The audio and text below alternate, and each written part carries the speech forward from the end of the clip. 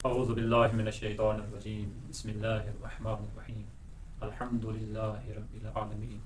الصلاة لأہلہا والسلام علی اہلہ اما بعد فقد قال الامام الحسن بن علی فی اثبات الہدی ان الارض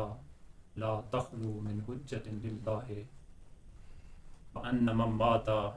ولم یعرف امام زمان مات میتۃ جاہلیہ۔ میں سب سے پہلے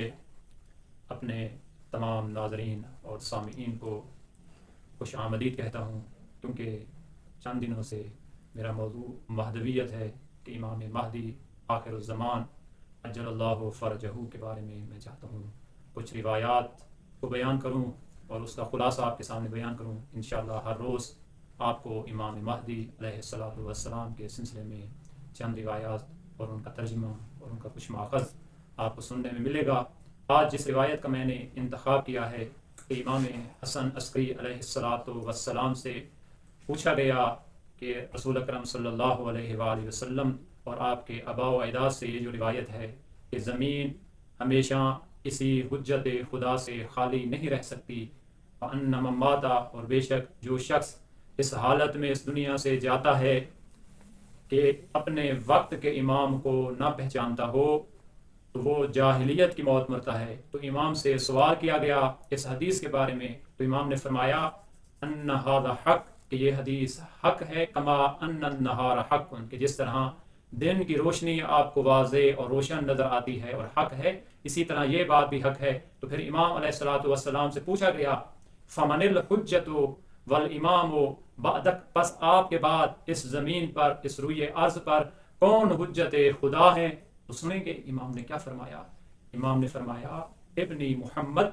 کہ میرا بیٹا محمد میرے بعد وقت کا امام ہے، ومن مات ولم یعرفہ، امام نے فرمایا کہ جو مر جائے اس حالت میں اس دنیا سے جائے، ولم یعرف امام زمانے،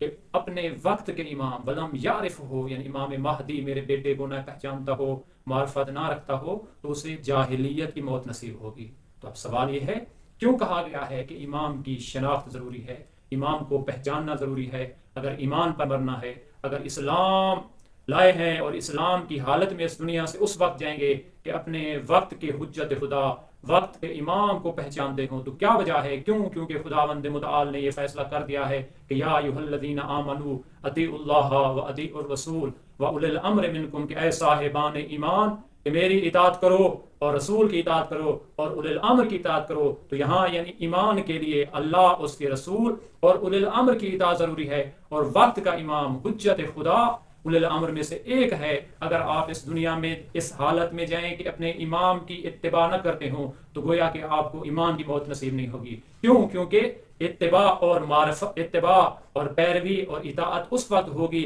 کہ جب آپ ایک وقت کے امام کو